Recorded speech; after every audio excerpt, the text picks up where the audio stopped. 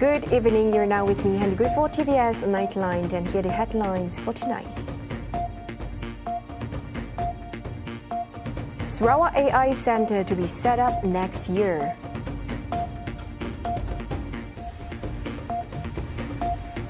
Rohingya man pleads not guilty to killing fellow countryman.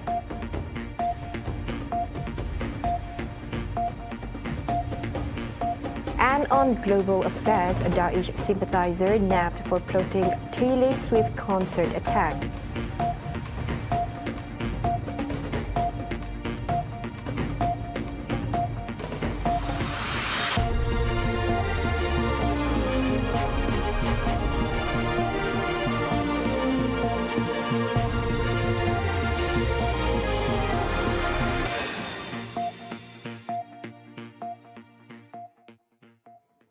A 19-year-old alleged sympathizer of Daesh has been apprehended in Austria for plotting a suicide attack at a Taylor Swift concert in Vienna.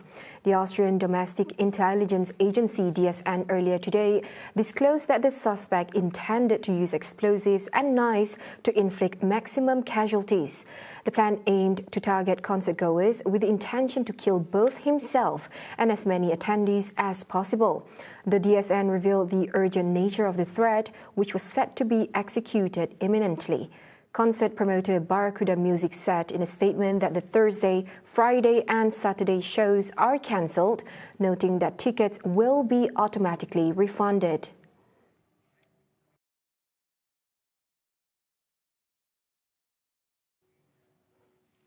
Now, a Rohingya man pleaded not guilty to the charge of murdering a fellow countryman. The accused 42-year-old Muhammad Karim Abdul Razak made the plea after the charge was read before the Kuala Terengganu High Court Judge Datuk Hassan Abdul Ghani.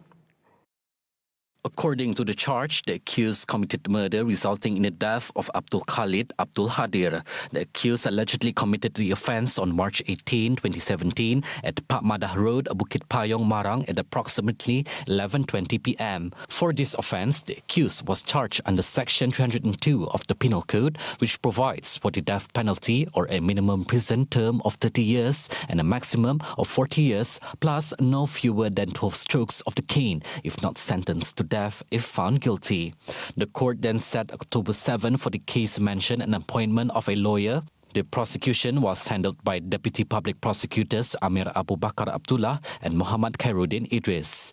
Previous media reports indicated that in the incident at 11:20 p.m., a Rohingya man was found dead in a horrific condition, with his body believed to have been stabbed repeatedly using a drill, grinder, hammer, machete, knife and helmet.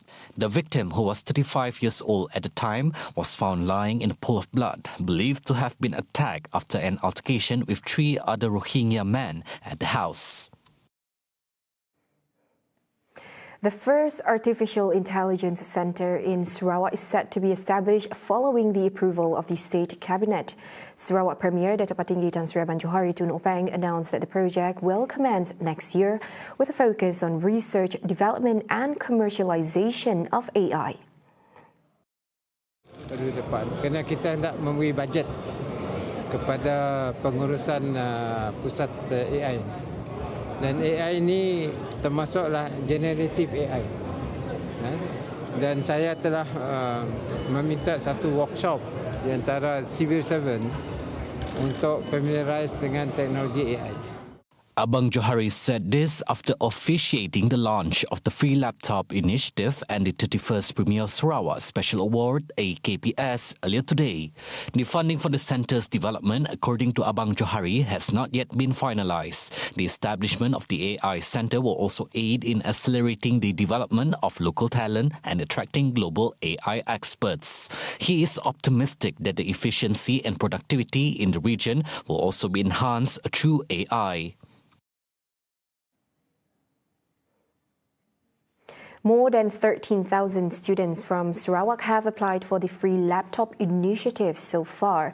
Sarawak Premier Datuk Patinggi Tan Sri Abang Johari Tun Openg disclosed that 15 million ringgit has been earmarked for this initiative in the 2024 state budget to be managed by the Sarawak Foundation. Kerajaan kita telah memberi pertukaran 15 juta untuk kita membekalkan komputer riba kepada anak-anak pelajar kita yang belajar di IPTS maupun IPTA. Kita tahu bahawa cara belajar sekarang berubah dari dulu. Sebab ialah saya mengambil keputusan setelah saya berbanding dengan rakan-rakan saya, termasuklah Dr. Sri Roland dan Dr. Anwar dan rakan-rakan lain. Kita ada program beri komputer free dengan anak-anak kita. He further said that this initiative will benefit over 5,000 eligible students from Sarawak based on this set criteria. He expressed hope that the students receiving these free laptops would make the most of them to facilitate their studies and learning experiences. During the event, 50 students received symbolic presentations of the free laptops from Abang Johari. The students were from Swinburne University of Technology, ICATS University College, University Malaysia Sarawak Unimas, University Technology Mara Sarawak, and Polytechnic Kuching. The Sarawak Public Works Department (JKR) is actively recruiting 414 technical staff to address shortages across the region, with a particular focus on rural areas. Deputy Premier Dato' Amar Douglas Ugah Embas emphasised the importance of this recruitment drive to ensure the smooth running of the state's development projects. He also mentioned plans to meet with Sarawak State Secretary Dato' Muhammad Abu Bakar Marzuki to advocate for the reinstatement of duty allowance payments for state civil servants working in rural areas. One of the main issues is, for example, for JKR, we were told that there were insufficient staff. I'm happy to announce that we are going to increase the manpower of JKR staff in Kapit. I was discussing with the director just now. We hope to be able to send additional staff by the end of the year. So that they can start working, implementing project sama-sama tahun depan. He spoke to reporters after attending the Kapit Division Project Monitoring Meeting Rural Connectivity JKR Sarawak and local elected representatives earlier today. Ugah, who is also the State Infrastructure and Port Development Minister, revealed that the recruitment process is currently underway. Additionally, he said there is a request to reconsider the decision to withdraw the allowance for working in rural areas, known as EBKP. Ugah added that the issues raised in the meeting will be conveyed to the State Secretary. All activities related to carbon capture, utilization and storage CCUS projects, including those on the continental shelf in Sarawak, fall under the jurisdiction of the Sarawak Government.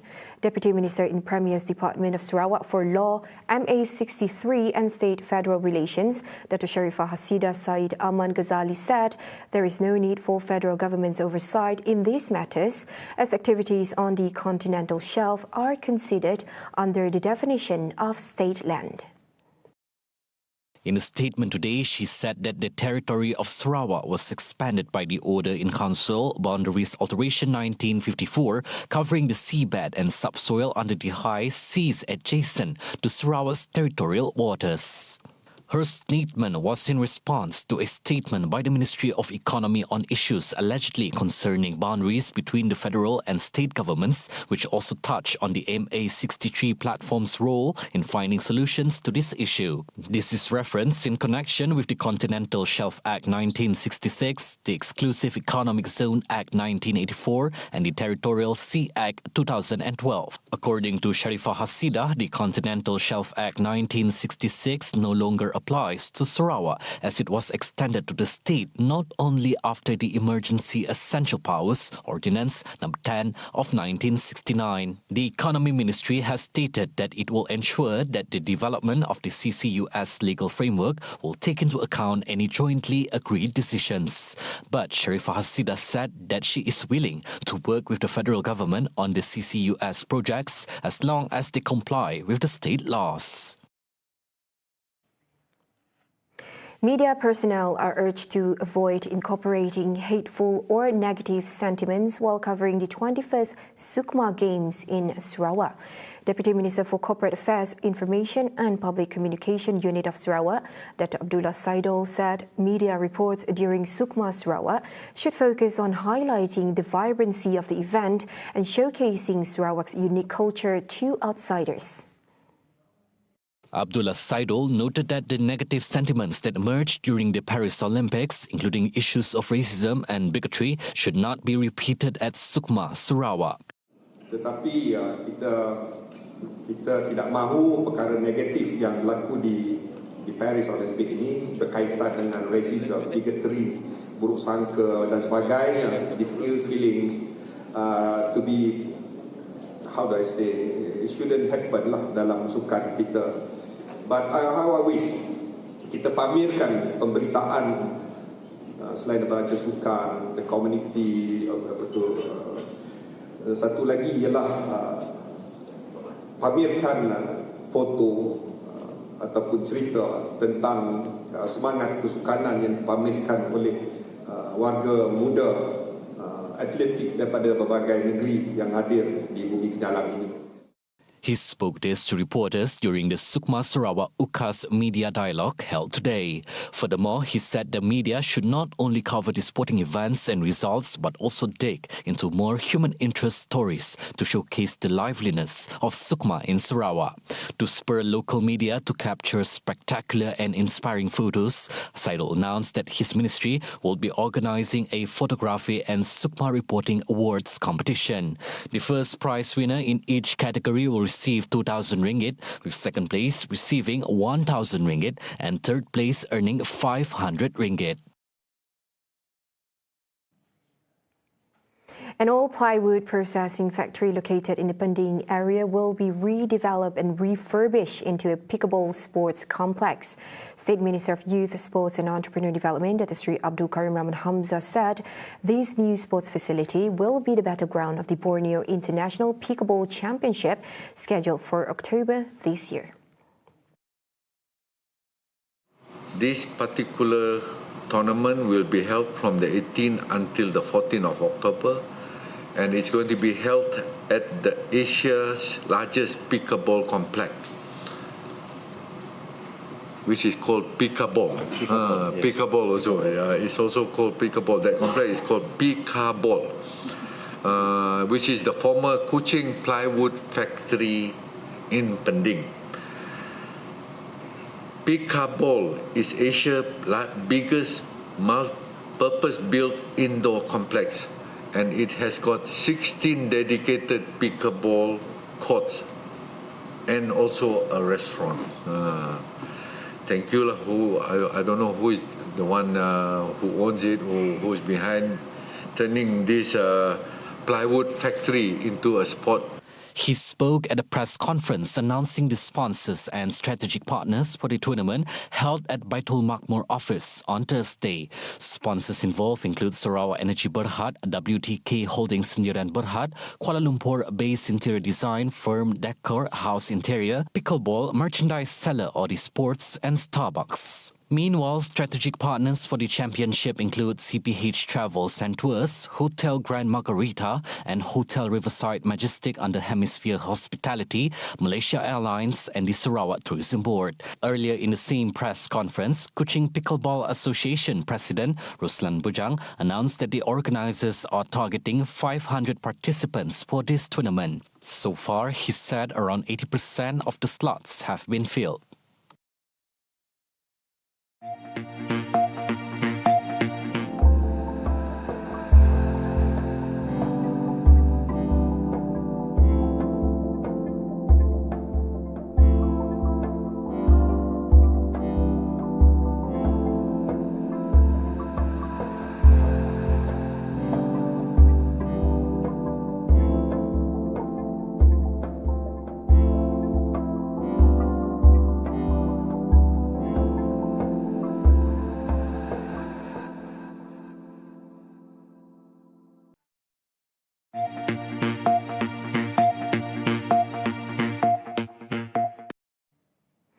Lala Move, a prominent on-demand delivery platform, has inaugurated its first driver centre in Kuching. It marks a significant step in the company's effort to boost local economic growth and create new income avenues for the people of Sarawak. Managing Director of Lala Move Malaysia, Jen Teh, shared her excitement about bringing Lala Move's services to Kuching, highlighting the platform's commitment to adapting to the evolving needs of SMEs in the digital era.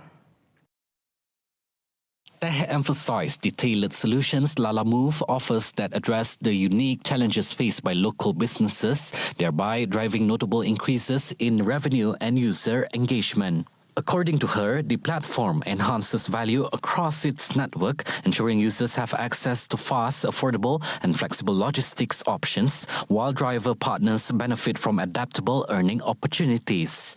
The continued evaluation and expansion of the platform further reinforce its role in transforming the logistic landscape.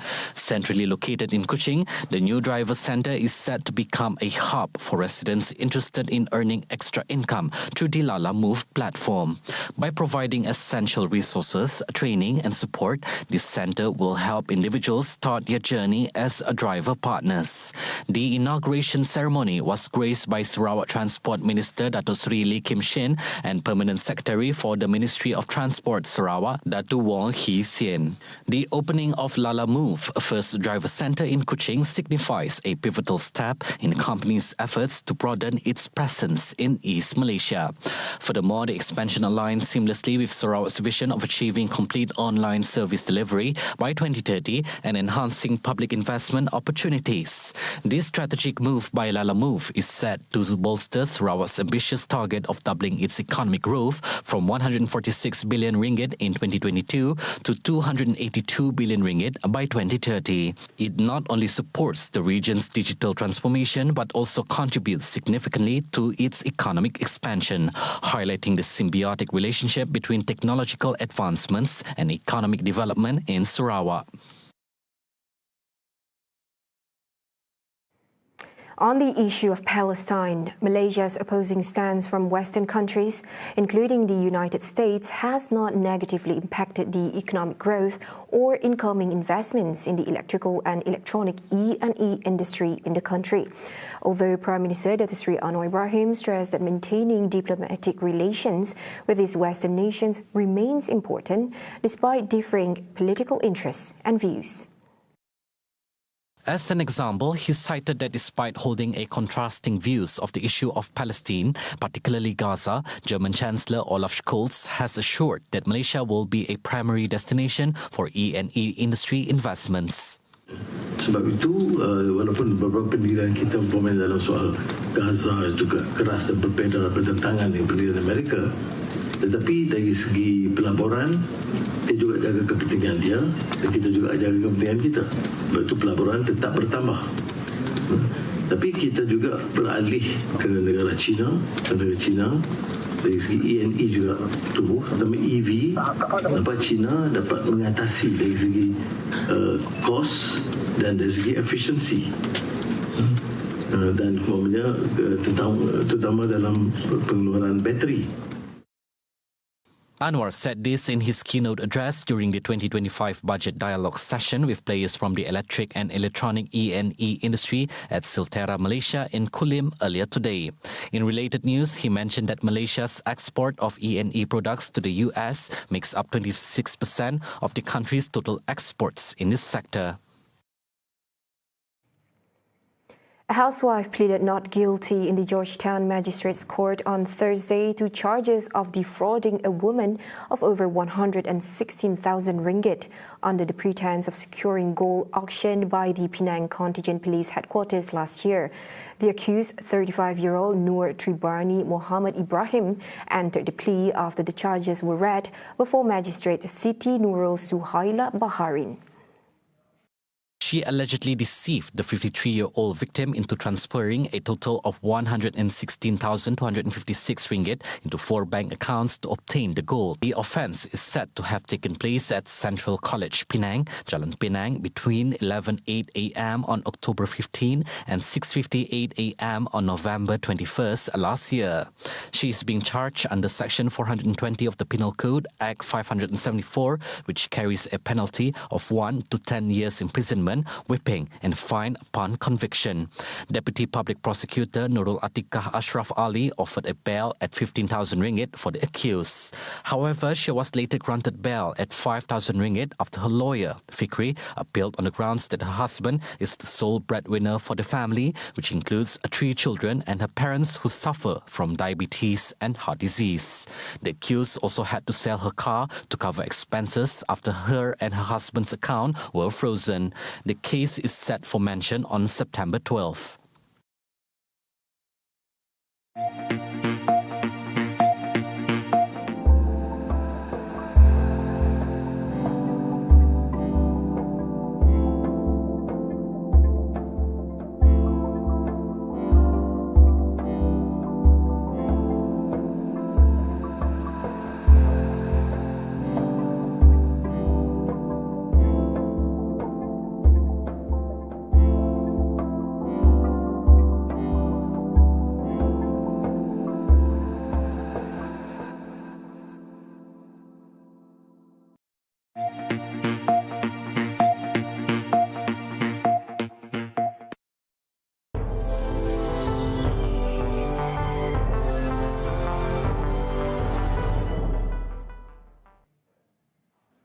Test flights for the futuristic flying taxis, drones designed to transport people, scheduled during the Paris Olympics, have been cancelled.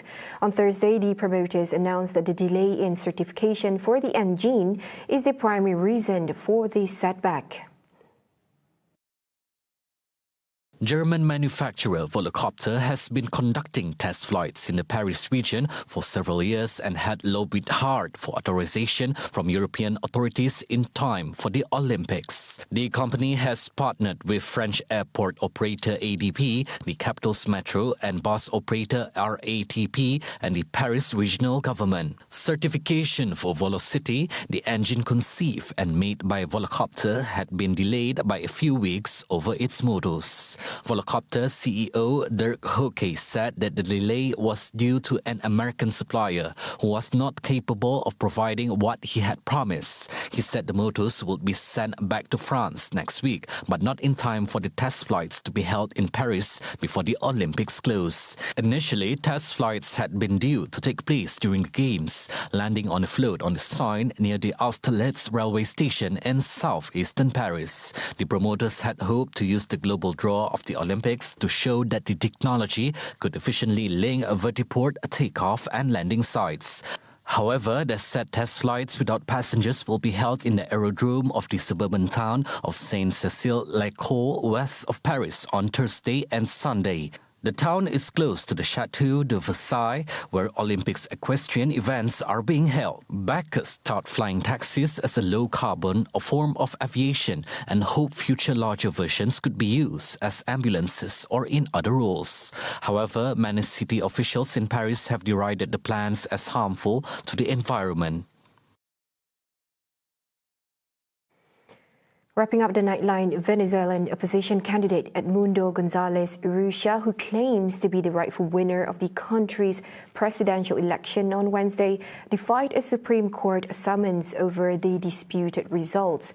Election authorities declared President Nicolas Maduro the winner of the July 28 vote without releasing detailed results, prompting the opposition to cry foul and sparking protests last week, which left at least 24 people dead.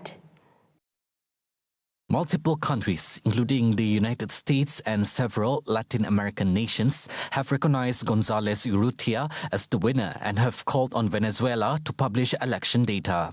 Maduro, who has called for González Urrutia and opposition leader Maria Corina Machado to be locked up, took the dispute to the Supreme Court to have his victory validated.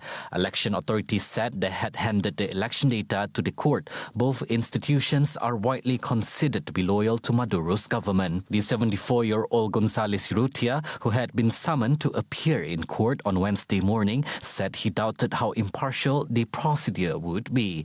He said Maduro has stated that if González does not appear, he will incur legal responsibilities, and that if he appears and files copies of voting records, there will also be serious criminal responsibilities. The president of the court, Carlos Rodriguez, noted his failure to comply with the summons. See the world closer with TVS as we bring you the latest news updates both locally and internationally. For more headlines anytime, anywhere, just head on to our official website at tvsarawak.my or follow us on our social media platforms. Those were the updates on TVS Nightline. I'm Handy Gui. Thank you for watching. Have a good night.